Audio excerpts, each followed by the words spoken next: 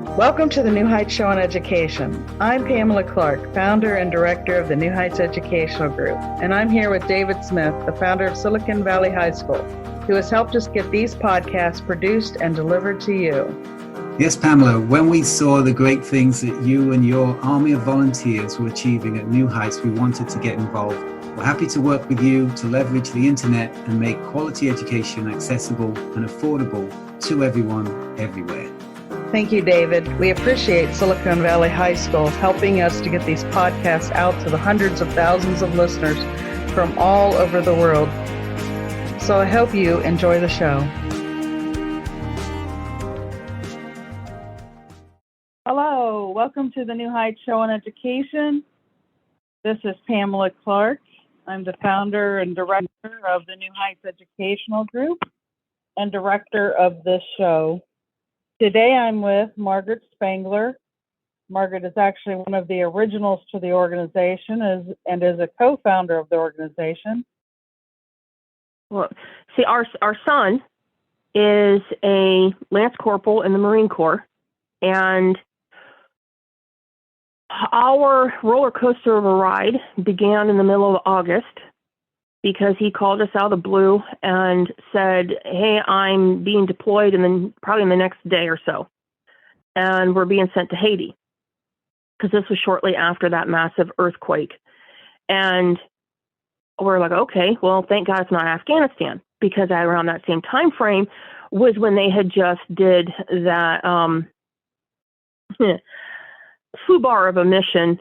I'm not even calling it a withdrawal. They slunk away in the middle of the night. And not it's the higher ranks. It's the Secretary of Defense, Lloyd Austin. It's the DOD.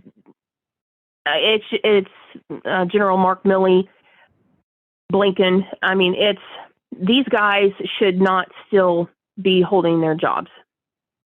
And so then our son said, hey, we're on standby. We don't know where we're being sent because they're telling us they're waiting for orders on where to send us. Okay, so you might be going to Afghanistan. He goes, I don't know. Because this was when all the poo was hitting the fan over there after the withdrawal. And then 2 days later, the FDA supposedly passes the COVID vaccine, approves it. Same day, the DOD issues a branch-wide memo to all the branches. Secretary of Defense Lloyd Austin makes it effective immediately. Vaccine mandate for all military personnel. So my son's squad we personally believe, was going to go to Haiti, but almost every individual within his squad had refused the vaccine up to this point. Upper chain of command knew this, so they had them on a forced standby because they knew what was coming down the pike. And how would they know that? My brain immediately went like, how would they know this? Unless they're all in cahoots and work together. And basically, that's what happened. They had sent a squad from the same base that my son's at to Haiti 2 days before his squad was supposed to leave. Every single individual in that squad had voluntarily received the vaccine. Almost every single individual in my son's squad had not. So then, let's fast forward a week and a half. He's in charge of taking his squad out to the field, to a range to do some drills. He gets a phone call from his squad leader to round everybody up, which he does. He's told to pass the phone around. That is how they were initially asked. Then, and they all pretty much said no.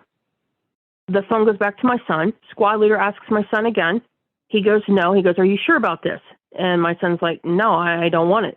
A few minutes later, he gets a phone call back from a squad leader. Squad leader again asks him and asks him again, are you sure about this? And again, my son said no. A little while later, his phone rings again, and it is his sergeant. And his sergeant asks him the same question. And the sergeant says, last chance, you need to think about this. Are you sure that you do not want this vaccine? And my son goes, well, can I have, okay, can I have some time to think about it? And the sergeant goes, no, I need an answer now. And my son, he's like, well, if that's the case, then the answer is still no. And the sergeant said, well, then, if that's the case, within the next 24 to 48 hours, your paperwork will be processed. And within the next 1 to 2 weeks, 24 to 48 hours, paperwork will be started to be processed. Within the next 2 to 4 weeks, you will be processed out. And that was a scare tactic. None of that ever happened.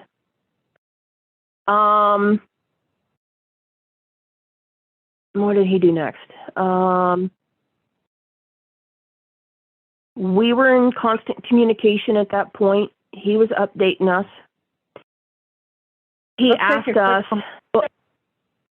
Let's take a quick break. We're going to take a commercial break. Be right back.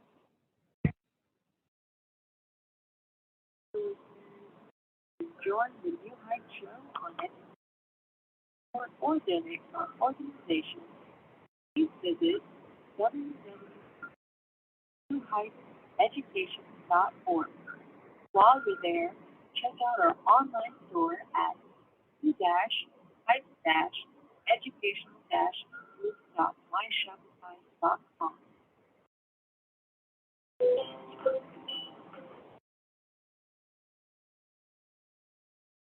Sorry, we're back. We're back with Margaret Spangler. So go ahead and pick up where you left off. Okay. Yeah, so my son, he ended up going and talking to a JAG officer trying to get an idea of what his rights were and what grounds that he had. He was informed that, yes, you could do the religious exemption. A lot of individuals were doing that, have done that. But one of the things that he heard through, like scuttlebutt through the grapevine, was that, and even from this JAG officer, was that the military, especially with the Marine Corps, the Marines were looking at religious exemptions, but to a point. They were passing just enough to say that they had followed the law, that they had passed and allowed some, but the vast majority of those that applied for religious exemption wasn't going to happen.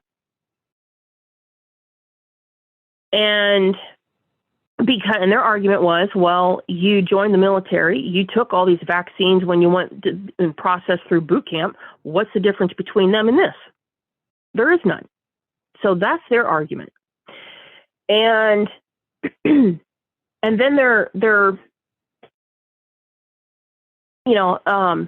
stating another argument is, well, you joined the military to save lives, so you should have no problem at all whatsoever taking this shot, this vaccine. It's going to help protect you and your friends, and by you not agreeing to take this, you actually are defying a direct order because you are hindering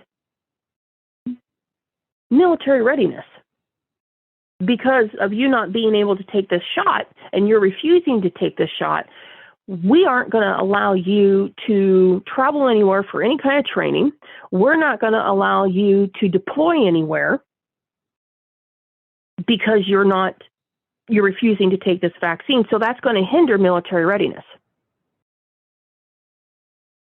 And that is punishable. So let me ask you, in your opinion, or even more importantly, in your son's opinion, is there a difference in his mind?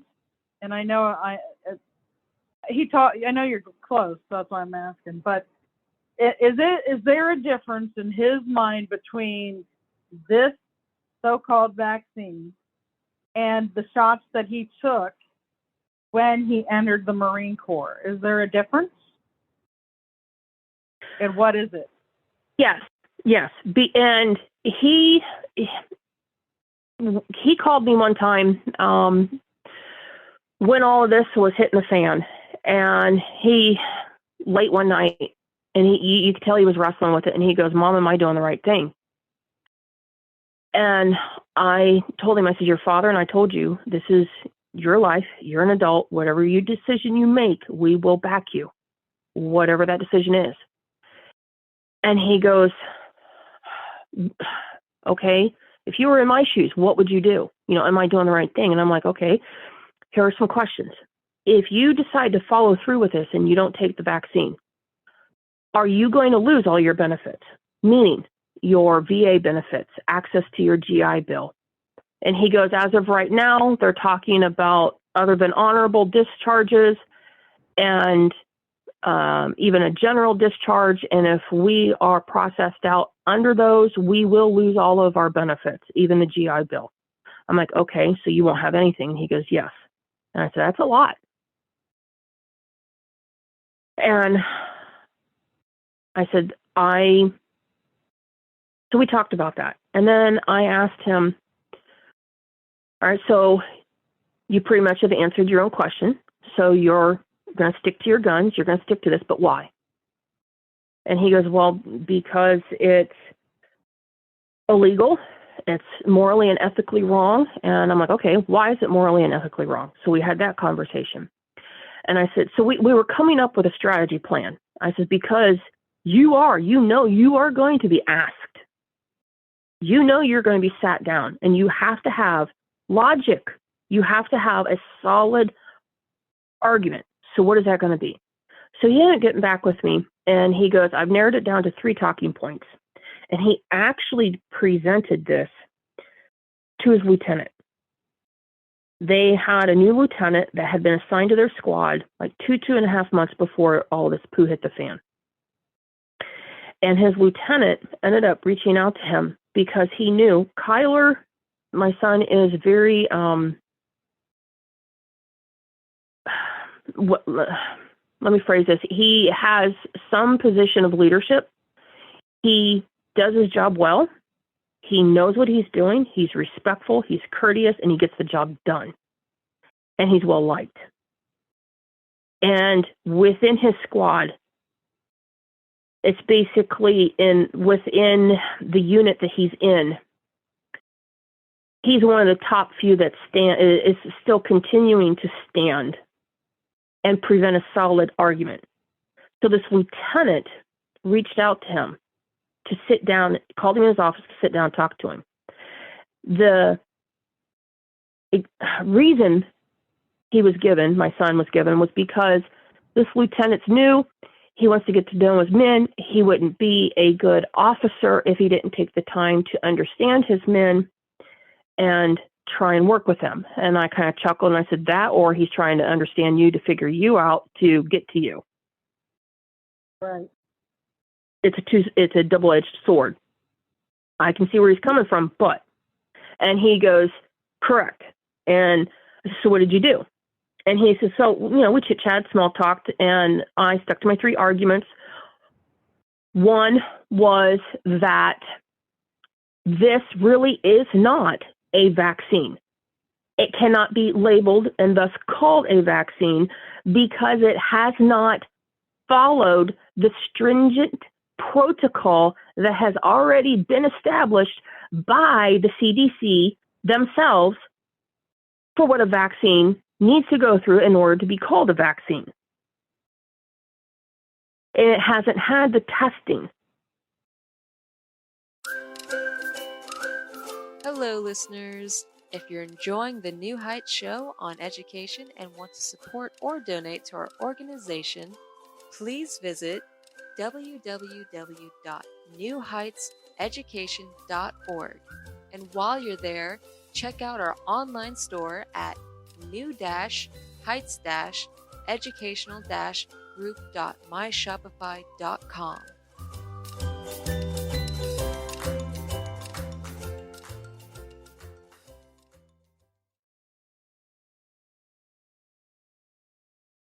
And then, what was the second argument? Go ahead. Isn't there some, I mean, again, me and you have studied this so much, this whole thing, but yeah. Also heard, and I can't remember where, I've studied it so much, that they've had this virus, or not virus, they've had the Pfizer shot for the longest, correct? And then they said they passed the Moderna one, the FDA passed the Moderna one, but the Moderna one is actually still not even being produced. So they're telling people that maybe they're getting the Moderna shot. Sometimes they might tell people that, but the Moderna shot isn't even ready. So they're really still using the Pfizer shot, which isn't tested. Well, neither one's really tested like they say, but correct. Have you heard that before? I mean, have you heard the differences between the two? Because some people will argue that. Well, now it's okay. Now, I was waiting for it to be okay. Now it's okay. What do you say to that kind of thinking?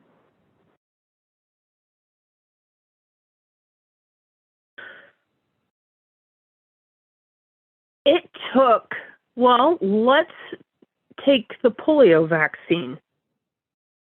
It took, 20 years?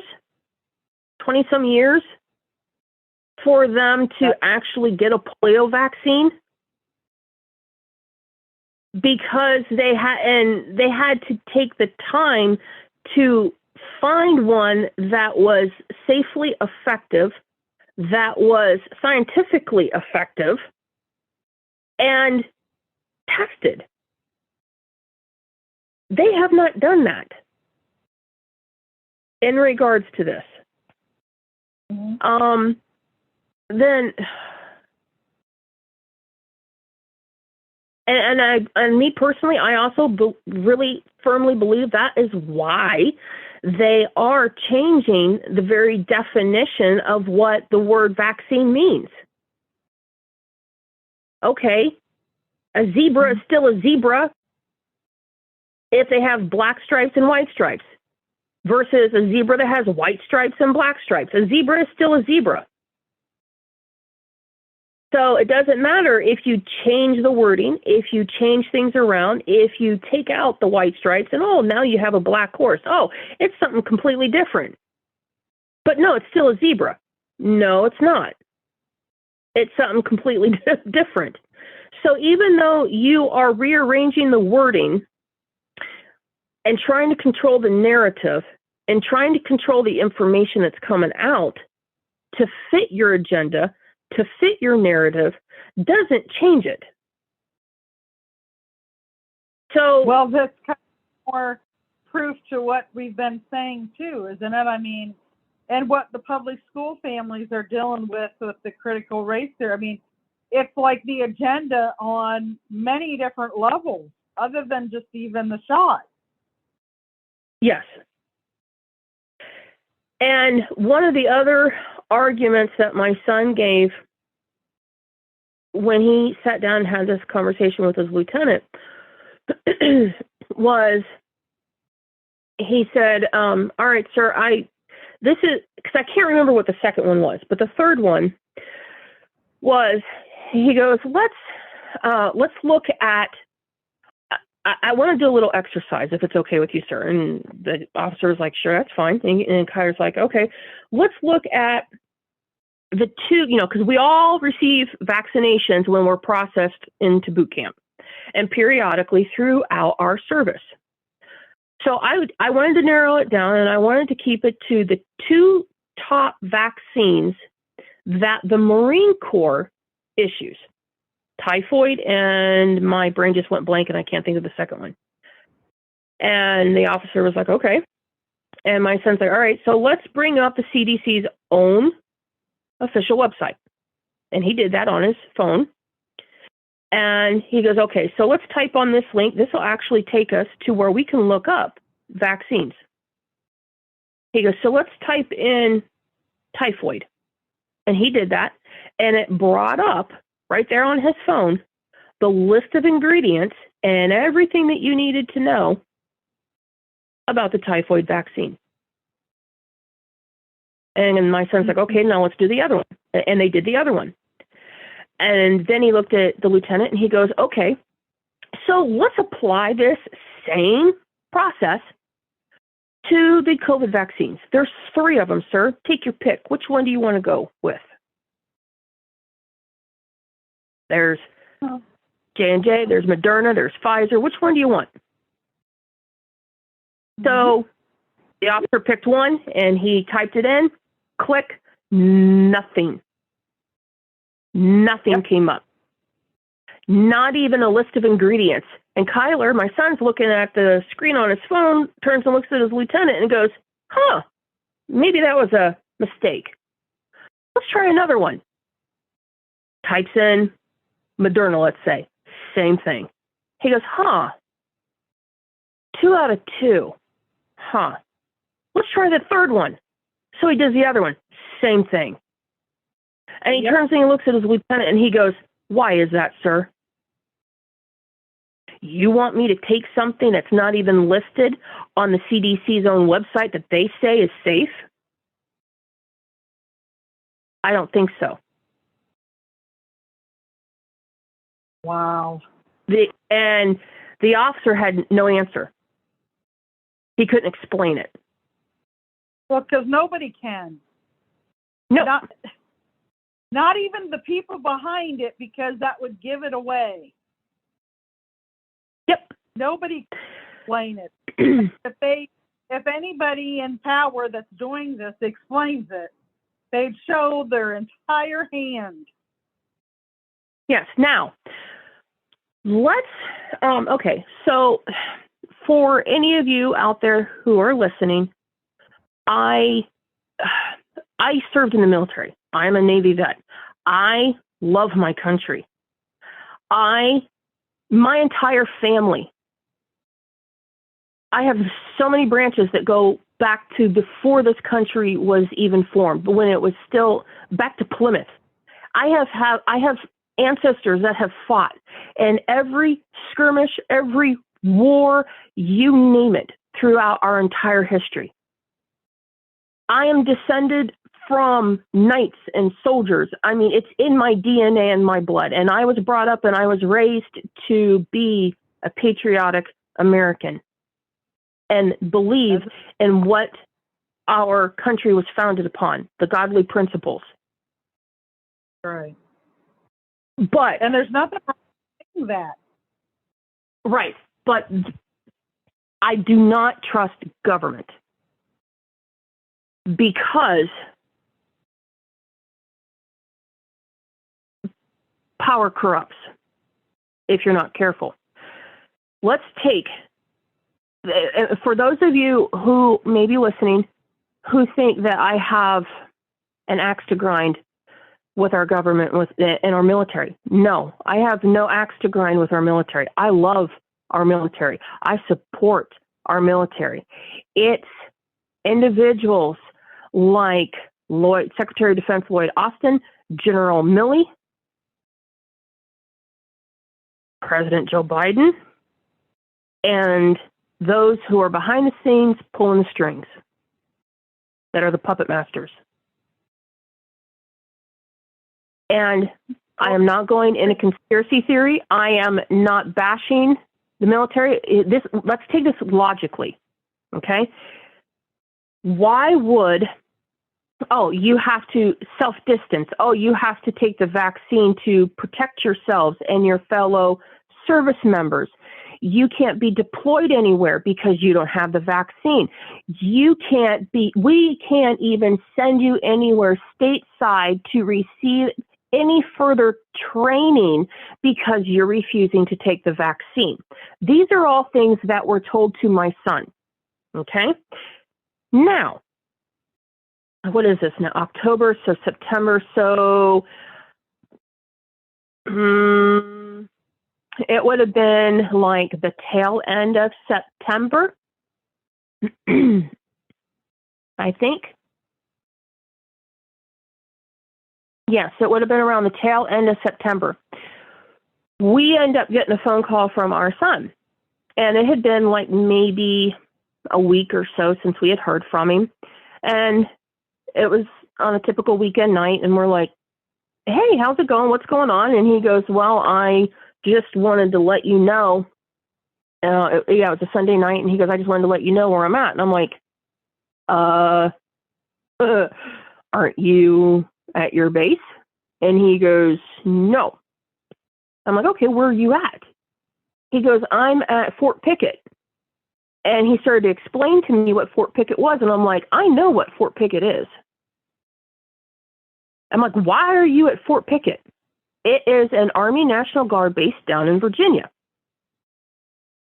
And he goes, because myself, along with many other individuals from our base, were deployed to Fort Pickett with a bunch of other individuals from every military branch because it's a multi-branch exercise. And our job is to prepare and get Fort Pickett ready for Afghan refugees. And I'm like, you gotta be kidding me. And he goes, no. And I said, okay, how's that gonna work? And he goes, what do you mean? I said, think about it. How is that supposed to work? Because you were told that you could not be deployed anywhere, even for training purposes, because of your refusal to take the vaccine. But now they've sent you to Fort Pickett? How's that supposed to work? And he goes, well, we were told that we would not have any direct contact with those of us that have refused the vaccine, because there are those that have been sent that have received it. And I'm like, okay. He goes, but those of us that have refused, we have been told that we were not going to have any direct contact with any of the refugees once they started getting here. Pamela, I started cracking up laughing. I'm like, you are more vaccinated right now as you are than they are. Some of them may even have more diseases than you currently do. We don't know. Why? Because they haven't been vetted. Right.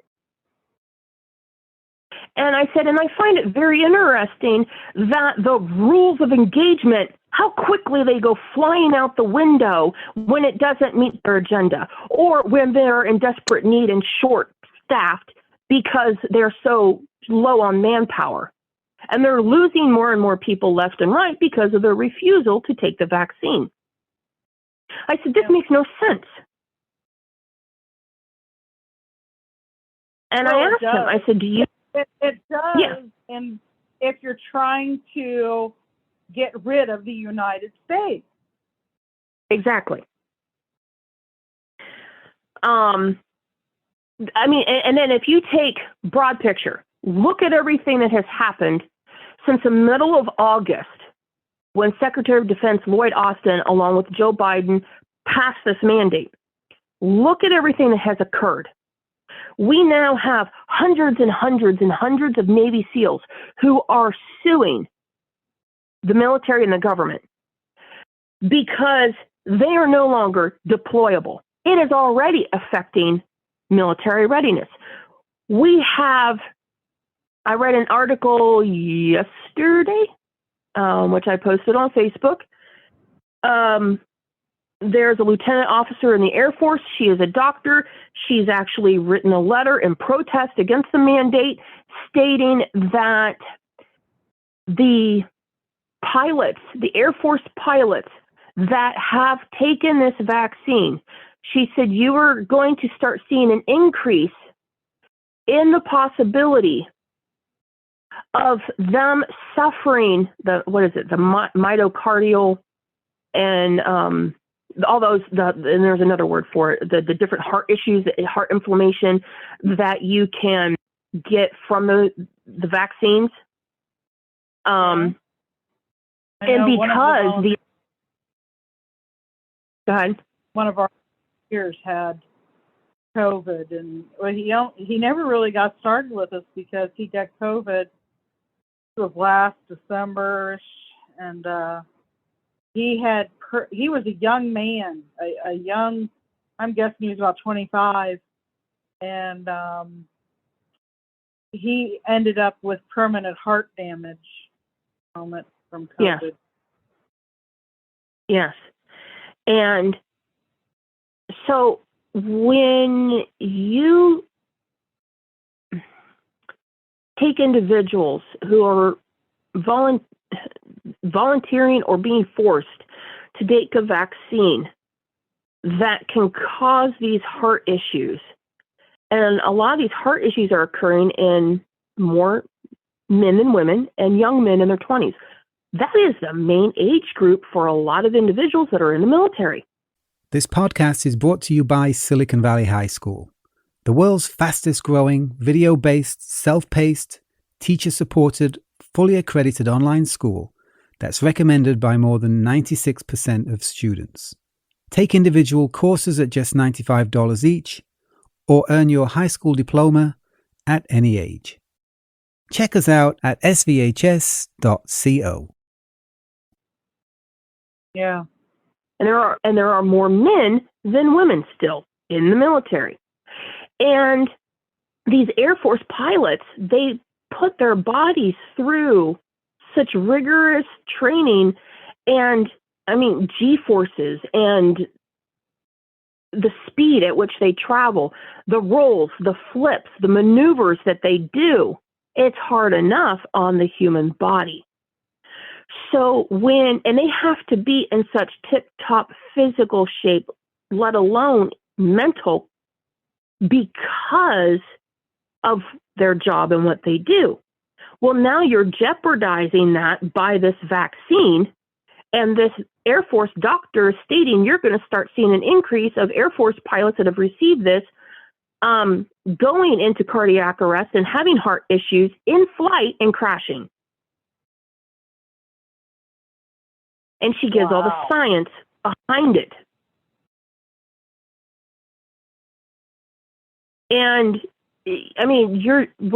our military is being bombarded left and right from every angle, as well as our society, our entire culture, our economy, for a reason and for a purpose. I believe President Joe Biden calls it the Great Reset. And they call it that for a reason. The new one world system. Yes. And this is just me and my mind, my brain, because the military, actually, two things. I found it very, very interesting at how the military did this with this COVID mandate, because they had left it voluntary for the last year or so. And they really weren't pushing it. They were leaving it up to each person individually. They had everything lined up. They had everything ready to go to enforce, but they were waiting for the FDA approval. Why is that? Well, let me see. Because they were learning from the playbook that they completely messed up in regards to the anthrax vaccine from the late 90s and early 2000s. And they actually got sued massively because of the FUBAR debacle that they had created and all of the health issues. So they were trying to play by this new playbook based off of what they had learned, based off of their past actions in regards to the anthrax vaccine, so they wouldn't have the same issues. And again, this isn't a conspiracy theory. This is fact. Also, it's personal. I have a stepbrother who was forced to take the anthrax vaccine. He is now living with an extremely rare neurological autoimmune disease that he had to fight tooth and nail against the Army to receive VA benefits. He was able to get 100% disability, but he had to fight. That is so wrong. Yes.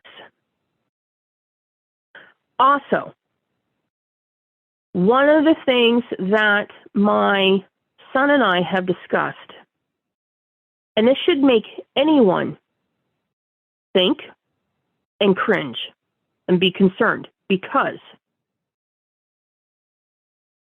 when, in regards to this COVID mandate, if you look at all of those who are standing their ground and refusing to take this mandate, 9 times out of 10, these are individuals that do think for themselves, do think outside the box, do ask questions why, have the capability to logically reason because they have been taught that skill. And a lot of times they have moral convictions moral and ethical convictions that they are not willing to compromise. And they're willing to stand up for them. Mm-hmm. They're being weeded out of the military under the guise of this mandate. And I asked my son if that's what he thought too. And he said yes. And he said, actually, he and many of the guys that he knows have been having so many of these similar conversations amongst themselves. And I said, and what have you guys come to? What is your conclusion as to why they're doing this? I said, I already know. I want to hear what you think. And he said, because we ask questions. We don't automatically do as we're told. And if they can weed us out, then they have weeded out what they deem as troublemakers. And they won't have to worry about us making more trouble for them the next time something comes along that they want to enforce. And it'll be faster, easier, and quicker and more seamless for them to achieve and get done what they want to get done. And I said, and what do you think one of those things might be? He said, honestly, every single one of us thinks that it's going to get to the point where they're going to use this against our own people. Wow. And they want to make sure that those that are still in the military won't have any problem doing that.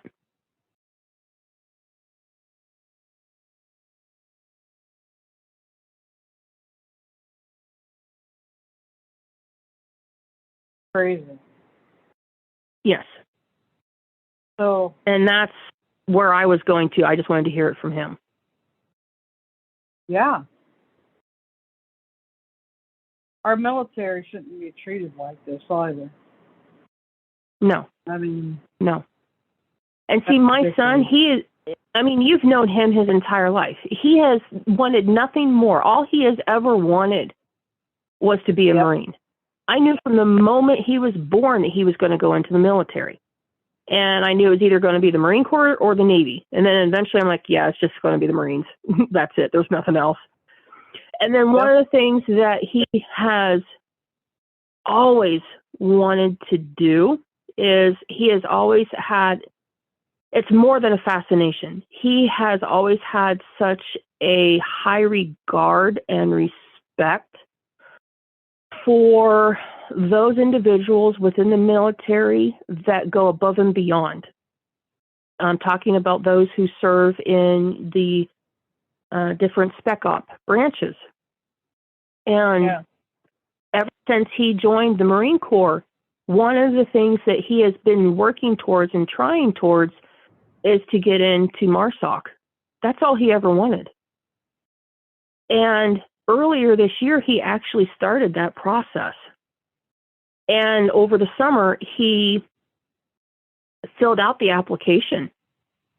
And he was actually halfway through the medical application, because the beginning of August, and even like the week before he called to tell us that he might be deployed to Haiti, he actually called me and was asking me certain questions because he was filling out the medical application for MARSOC. Well, when all of this poo hit the proverbial fan and he made his stance and he refused to take the vaccine, within 2 weeks, he actually got a phone call from MARSOC and asked him if he was sure that was the stance he wanted to take. And he still refused to be intimidated and to back down. And he stood firm. And he was told that he was no longer going, Oh, go ahead. Finish your sentence. Yeah, and he was told by MARSOC that he was no longer going to be considered. And they were tossing his application. And when he called me to tell me that, he goes, I've had to mourn the loss of a dream. And that took me a while. He goes, Mom, this is not the Marine Corps that I joined, that I signed up for. It's changed. Well, I remember when your oldest daughter, back in the day when we were doing a lot of things like the labs, the different courses that we had and stuff locally here. And I remember your oldest daughter to be the president of the United States, and she could have been too. We tried to support that dream, and I know she wanted to get into Hillsdale College, and she didn't get in. But I think that the lesson that she had to learn is the lesson that he had to learn as well, that you may have all these plans, ideas, but it's really God's plan that matters. And so, we at New Heights, we do everything we can to make sure that whatever dream that the family or the child have, that they have all the resources that they can get to meet their potential. But some of our faith-based, families, like Maggie or Margaret's family, is they believe in being guided by God to their destiny or their destination. And I know you really believe that through and through. So, right, and that's one of the things that, I actually talked to our son about, because I told him, I says, well, true, that was a dream that you had, but that doesn't mean that's the end of your life or the end of your path or what God has in store for you. It just is not in that direction, but that doesn't mean it's the end of your life. I said, so detour. Right. And I said, it doesn't mean that you start completely over. And he goes, okay, I don't know where you're going with this, Mom. And I was like, well, think about it. You have developed a very unique set of skills. Yeah. That not many people have. So what are you going to do with them? How are you going to utilize them? Yep. That doesn't mean they stop once you get out of the military. You can take them and use them with whoever and wherever you go. And they can benefit you for the rest of your life. So what are you going to do next? So we've had lots of conversations about that. And so we're just waiting. He actually called us last weekend, and here's the other thing. Even though the Secretary of Defense issued this mandate, it's been left up to each individual branch, and it's been left up to each separate local chain of command on how they want to handle it and deal with it. No, nothing can go wrong in that type of scenario, can it? And so with the Marine Corps being the smallest branch and short on funds, more so than the other branches, they're trying to find a way that is the most quickest, efficient, and cost-effective way to process out all of these people. We will be picking up this interview in part 3.